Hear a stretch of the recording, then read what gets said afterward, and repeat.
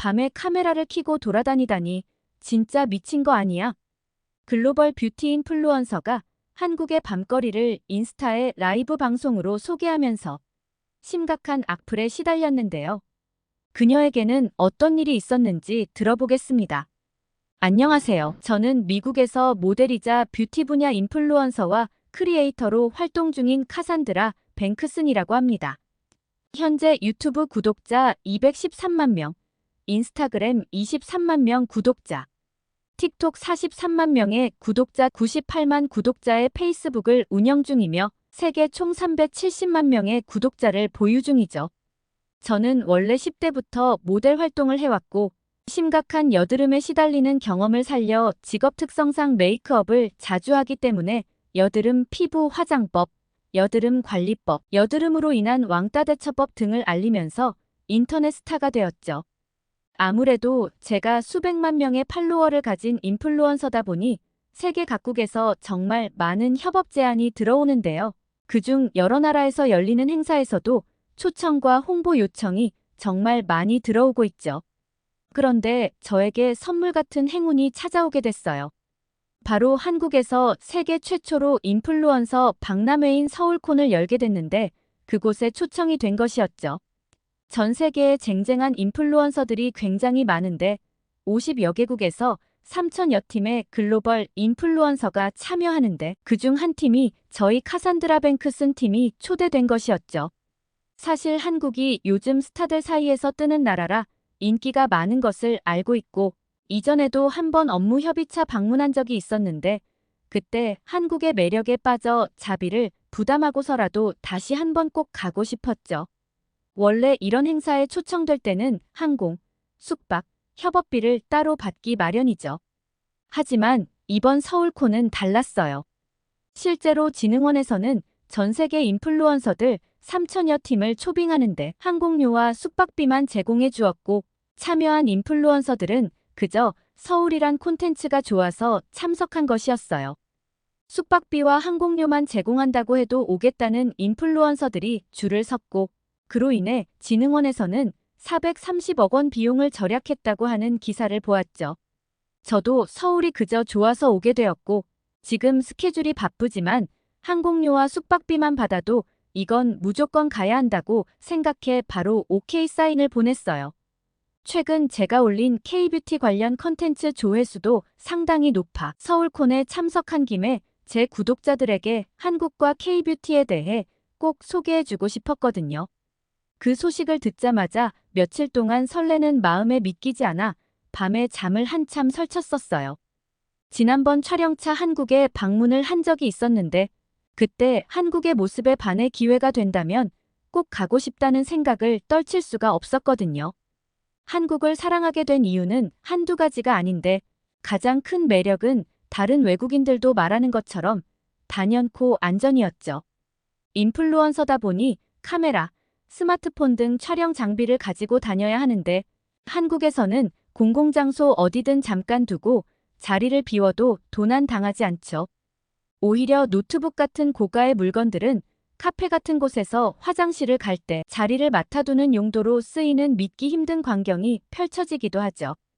이건 까먹어서 두고 가는 게 아니라 한국에서는 항상 일어나는 일이죠. 이 장면은 한국에서만 볼 수 있는 미친 모습이에요.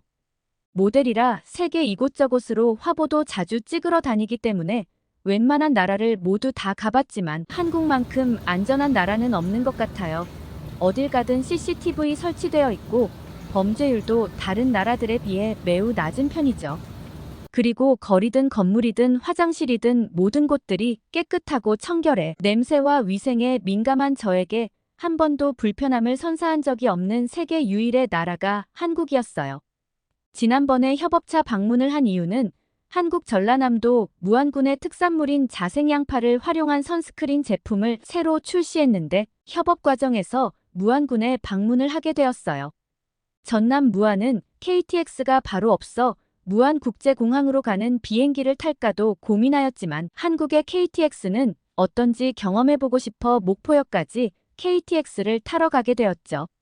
한국의 KTX는 그야말로 미쳤다는 말로밖에 표현이 안 됐어요. 미국에서 고속열차를 탈 때 저는 늘 비즈니스석을 탔는데 한국의 일반석보다 훨씬 못한 수준이거든요. KTX 내부는 미국의 고속열차보다 훨씬 청결했으며 미국의 기차표 가격의 반밖에 되지 않아 금액 또한 매우 저렴했죠. KTX는 시속 300km가 넘는다던데 미국에도 고속열차가 최고 속력, 시속 240km를 달릴 수 있는 아셀라가 있기는 하지만 기존에 깔려있는 철도들이 너무 노후화돼서 시속 110km 저속주행밖에 안 되다 보니 고속열차가 사실상 없다고 할 수 있거든요. 그래서 넓은 땅을 서로 오가려면 차로 이동하거나 비행기를 타야 하는데 한국의 KTX를 보니 미국으로 데리고 오고 싶었어요. KTX를 2시간 40분만 타면 목포에 도착할 수 있었어요. KTX 타고 목포로 내려오는 길에 한국 사람들의 모습을 보며 이건 말도 안 된다고 직원과 혀를 내둘렀습니다. KTX 객실 칸에 아주 많은 사람들이 있는데도 소음 하나 발생하지 않고 너무 고요했죠. 주변 사람에게 방해가 될까 말 한마디 하지 않고 조용히 내려가는 거예요. 심지어 아이가 있는 좌석의 승객들도 아이를 조용히 시키려고 열차 안에서 책을 읽어주거나 아이가 울기 시작하면 밖을 나가서 아이를 달래고 다시 들어왔어요. 한국 사람들의 높은 시민의식에 감탄했어요. 동행한 직원과 이런 한국인들의 선진의식은 정말 배우고 싶다고 입을 모아 얘기했죠. 이런 건 정말 하루아침에 가능한 일이 아니고 아주 먼 옛날부터 한국인들의 몸에 배어있는 예절 유전자 같은 게 아닐까 생각했어요. 그리고 KTX 안에서는 전혀 지루하지 않게 시간을 보낼 수 있었는데 그건 바로 무료 인터넷 덕분이었어요. 기차 밖 풍경을 보며 가기엔 너무 긴 시간이고 전남 무안이 어떤 곳인지 맛집은 어디인지 가고 싶은 곳을 살펴봐야 했기 때문에 빠른 와이파이가 절실했거든요. 한국 기차 안은 무료 와이파이임에도 속도가 빨라 시간을 효율적으로 쓸 수 있었고 덕분에 2시간 40분이 어떻게 흘렀는지 모르게 목포에 도착할 수 있었어요. 목포역에 내리자 저희와 협업을 하기로 한 사장님과 직원분들이 마중 나와 주셨어요. KTX에서 얼마 있지도 않았는데 배가 너무 고파 꼬르륵 소리가 나기 시작했어요. 아시다시피 제가 모델이라 평소에도 늘 체중 관리를 하는 편이었죠. 최근에 한국의 김밥을 트레이더조에서 많이 사 먹었던 터라 그런 건강한 재료의 한국 음식이라면 체중 걱정 없이 마음껏 먹을 수 있을 거라 생각했어요. KTX 안에서도 무안의 한국 맛집을 찾으려고 하는데 좀처럼 제가 원하는 식당이 잘 안 나오더군요. 알고 보니 저는 구글에서만 한국 맛집을 찾아보았는데 한국은 네이버라는 사이트에서 검색을 많이 하고 그곳에 정보가 많다고 하였죠. 아쉽지만 무안의 제대로 된 맛집은 찾지 못한 채 기차에서 내리게 되었어요. 그런데 마침 협업업체 사장님과 직원분들이 외국인이 좋아할 만한 무안의 맛집을 소개해주겠다고 친절하게 말씀해 주시는 거죠. 제 마음속에 들어갔다 오셨는지 저는 너무 놀라고 고마운 마음을 숨기지 못한 채 어린아이처럼 지금 바로 당장 가자고 제안하였어요. 사장님과 직원분들은 저의 이런 신나하는 모습을 보며 맛이 없으면 어쩌나 걱정이 된다고 하셨죠. 한국 사장님이 소개해준 식당은 예상과 다르게 실망스러웠어요. 위생과 청결을 따지는 저는 허름하고 오래돼 보이는 식당 외관에서 의심을 품을 수밖에 없었고 속으로 여기가 맛이 있을까 하는 불안한 마음을 떨칠 수 없었죠. 심지어 식당 사장님은 친절한 모습은 볼 수 없고 그냥 아무데나 앉으라는 식의 대응에 기분이 나쁜 채로 테이블에 앉게 되었어요. 저희는 원하는 자리에 앉았고 메뉴판을 보고 있는데 주문도 하지 않았는데 음식을 갖다 주기 시작하는 거 아니겠어요? 속으로 저는 외국인이라 덤탱이를 씌우려고 주문도 하지 않은 음식을 주는 거냐 따지고 싶었지만 한국 사람들과 함께 갔는데 그럴 리가 있겠냐 싶어 일단은 참았어요. 식당에서 내어준 정체불명의 음식은 생선 요리, 돼지고기, 채소를 여러 방식으로 만든 다채로운 요리들이 있었어요. 강매까지 당하며 먹는 음식인데 맛이나 보자라는 마음으로 초록색 나물을 먹어보았는데 부드럽고 고소하며 약간의 단맛이 나는 야채 요리라 살도 안 찔 것 같아 계속 먹고 싶더라고요. 저는 순식간에 모든 반찬들을 다 먹어버렸고 접시들은 이내 설거지를 한 듯 깨끗하게 비워졌어요. 한국 직원분들은 제가 비운 빈 접시를 들고 어딘가로 가는 것이었어요. 그러더니 이내 빈 접시가 다시 맛있는 반찬들로 채워져 담겨오는 것이 아니겠어요? 마음대로 반찬을 어딘가에서 갖고 오는 것을 보고 직원분이 직접 운영하는 식당인 줄 알았어요. 그런데 알고 보니 한국은 셀프바라는 곳이 있어 그곳에서 부족한 반찬을 자유롭게 담아 먹을 수 있다는 거죠. 추가 돈을 내지 않고 말이에요. 너무 놀랍지 않나요? 저는 이내 여러 가지 반찬을 3번이나 추가로 먹는 지경에 이르렀어요. 한식에 푹 빠져 모든 음식을 싹 비우고 나니 갑자기 금액 걱정이 되기 시작했어요. 제가 너무 많은 음식을 먹어서 한국 직원분들에게 제가 음식값을 내겠다고 했더니 괜찮다고 음식을 리필한 비용과 물, 반찬 등을 아무리 따져도 1인당 15,000원이 안 된다고 말씀하시더라고요. 가격을 몇 번이고 재차 확인했어요. 저는 이해가 안 돼. 이 많은 음식을 어떻게 저 비용으로 가능하냐고 되물었더니 여기는 메뉴가 단일 메뉴라 매일 몇 가지의 음식만 만들다 보니 가능하다고 하는 거죠. 며칠 동안 한국에 머무르면서 알게 된 사실인데 대부분의 식당들은 반찬과 물을 무료로 제공해 주고 있었죠. 미국에서는 맥도날드에서 햄버거 2개, 커피 한 잔 주문하면 15,000원이고 쉑쉑버거에서 햄버거 2개, 콜라 1개 주문하면 한국 돈으로 30,000원이에요. 특히나 미국에서 한국 식당의 물가는 지금 한국에서의 가격보다 2배 이상 비싼 상황이죠. 미국의 한국 식당인 북창동 순두부라는 곳이 있는데 그곳에서는 순두부 2개, 불고기 1개 주문하면 10만 원이 훌쩍 넘어요. 여행객으로 한 끼 식사를 하려면 평균적으로 38달러 정도, 한국 돈으로 4만 원 이상은 잡아야 하죠. 사악한 미국의 물가와 비교해보니 한국에서 음식만 잘 먹고 가도 비행기 값은 뽑겠다는 생각이 들 정도였죠. 지난번 한국에서의 좋은 기억이 너무 많아 서울콘에 참석하게 된 사실을 안 후 저는 너무 설레어 떠나기 열흘 전부터 짐을 싸기 시작했어요. 한국을 가기 위해 짐을 가득 싸려고 하다가 그것은 참 어리석은 생각이라는 걸 깨달았죠. 저는 4년 전부터 한국 뷰티 제품을 영상으로 구독자에게 전달하고 있어요. 우선 제품 성분이 너무 좋고 가격대도 아주 합리적이며 다른 나라의 뷰티 브랜드와 달리 한국 뷰티 제품은 제조사와 브랜드가 정말 다양하고 브랜드마다 개성이 뚜렷한 점이죠. 그것 때문에 구독자들의 K-뷰티에 대한 반응도 상당히 좋았어요. 한국의 화장품이 너무 좋다는 걸 알고 있는 저는 트렁크에 짐을 싸갈 일이 아니라 한국 제품을 담아오기 위해 빈 트렁크를 가져가야 한다는 사실을 짐 싸는 도중 깨닫고 간단한 짐 외에 빈 트렁크를 챙겨가기로 결심했죠.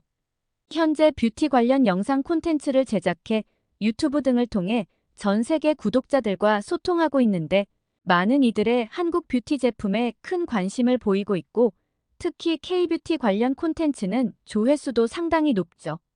내 자신도 한국 뷰티 브랜드와 한국 문화가 좋고 흥미가 많아 서울콘 참석을 결정하고 바로 비행기를 탔어요. 인천행 비행기 안에서 서울에 도착하면 무엇을 할지 고민을 많이 했죠. 특히 한국인의 소울푸드 길거리 음식인 떡볶이를 제일 먹고 싶어요. 지난번 서울에 방문했을 때 먹어보고는 당시에는 너무 매웠지만 웃기게도 멈출 수 없는 맛이었어요. 떡볶이에 들어간 어묵은 생선 맛이 나는 것도 같고 혀가 마비되는 느낌이지만 쌀떡볶이라 쫄깃쫄깃해 젤리 같은 식감이었죠. 미국에 돌아오니 자꾸 생각이 나서 먹고 싶었지만 집에서 해먹을 수 있는 재료도 없고 마트에서 어렵게 구해서 만들어 먹으면 너무 달고 반복적으로 조리를 망쳐 한국에서 먹었던 맛을 느낄 순 없었죠. 매운 떡볶이와 국물에 담겨진 어묵의 조합은 매운맛을 중화시켜줘서 한 입씩 먹으면 끊임없이 들어가는 맛이었어요. 그래서 서울에 도착하자마자 서울콘 축제를 마치기만 하면 꼭 먹어보겠노라 하며 크게 다짐을 하였죠. 아무래도 떡볶이가 자극적이다 보니 행사 전엔 얼굴이 부을까봐 꾹 참고 먹지 않다가 행사가 끝나자마자 늦은 저녁에 떡볶이를 먹으러 명동의 거리로 나가게 되었죠. 떡볶이도 먹을 겸 한국의 밤거리와 도시를 홍보하기 위해 SNS 소식을 올리자마자 댓글과 반응이 폭발적이었어요. 저는 명동의 밤거리를 나가게 되었고 미국과는 시차가 12시간 정도 차이가 나니 모두들 깨어있을 시간인 것 같아 한국 시간으로 밤 10시쯤에 라이브를 켜도 되겠냐고 물어보았고 팬들은 빨리 한국의 실시간 밤거리 현황을 보고 싶다고 아우성이었죠. 라이브 방송을 켜자마자 저는 경악하고 말았어요. 라이브를 켜고 밤거리를 보여주었더니 팬들은 너무 밤이 늦었다고 걱정된다며 빨리 호텔로 들어가라는 것이었죠. 팬들이 저를 생각하는 진심을 알고 있었지만 세계 유일 밤거리가 가장 안전한 나라라고 꼭 보여주고 싶었어요. 일부 시청자들은 거짓말이냐고 CG 아니냐고 저에게 믿지 못하겠다는 듯 야유를 보내기도 했고 또 다른 팬들은 밤이 어떻게 저렇게 밝고 화려할 수가 있냐고 다들 놀라워했죠. 그리고 빨리 핸드폰 카메라를 숨기라고 도난당할까봐 걱정이라는 둥 갖가지 걱정과 염려, 그리고 그곳이 어느 도시냐며 궁금해하는 댓글이 폭주하기 시작했어요. 제 말만으로는 팬들은 계속 저를 걱정하며 아무리 한국이라도 늦은 밤은 위험한 것이라고 사람들한테 경각심을 잃게 만들어선 안 된다는 비난도 받기 시작했죠. 그래서 저는 한국 길거리를 화면으로 보여드렸어요. 밝게 빛나는 네온 사인부터 밤 늦게까지 영업을 하는 수많은 점포들과 음식점, 그리고 환한 가로등을 보여드렸죠. 그리고 한국의 치안은 세계 제일이라 밤에도 마음껏 거리를 돌아다닐 수 있다고 설명했고 제가 가장 먹고 싶어 하던 한국의 소울푸드를 먹으러 간다고 예고편을 날렸죠.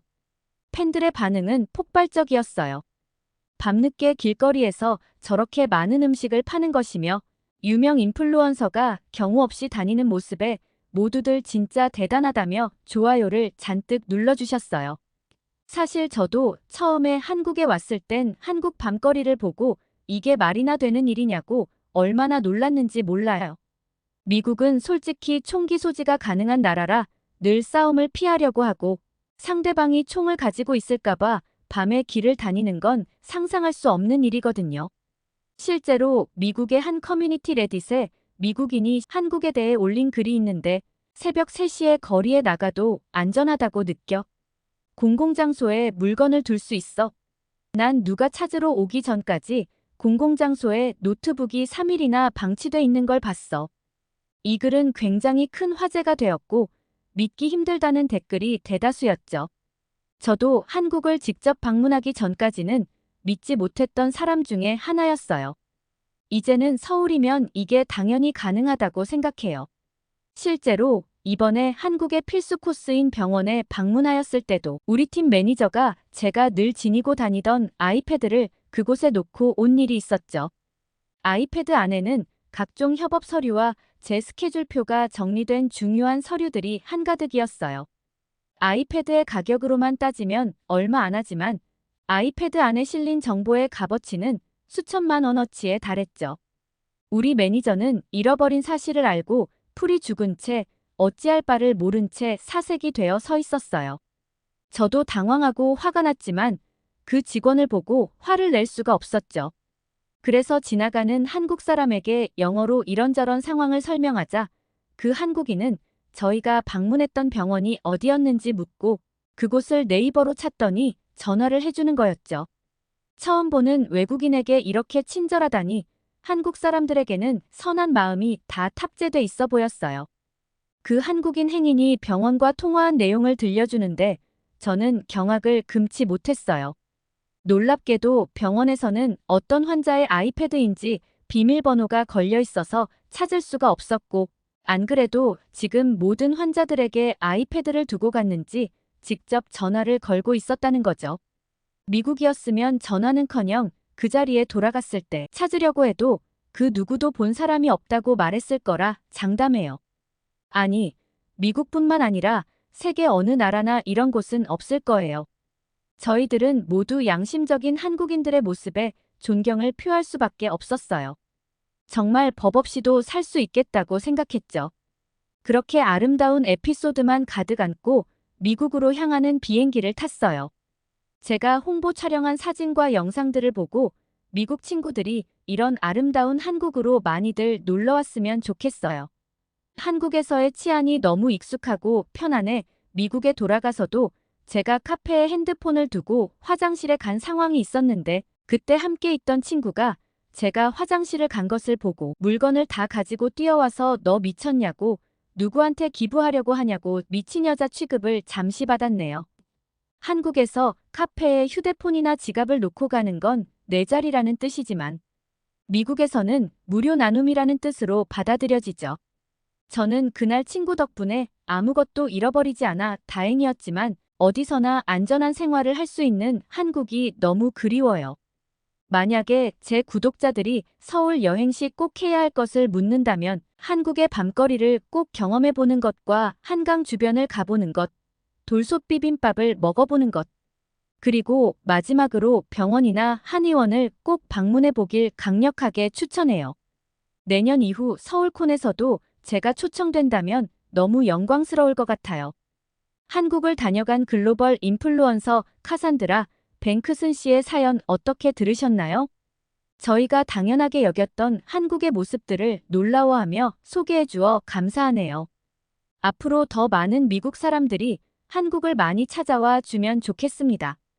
오늘 사연이 재밌으셨다면 구독, 좋아요 눌러주세요. 이상 감동 카페인이었습니다.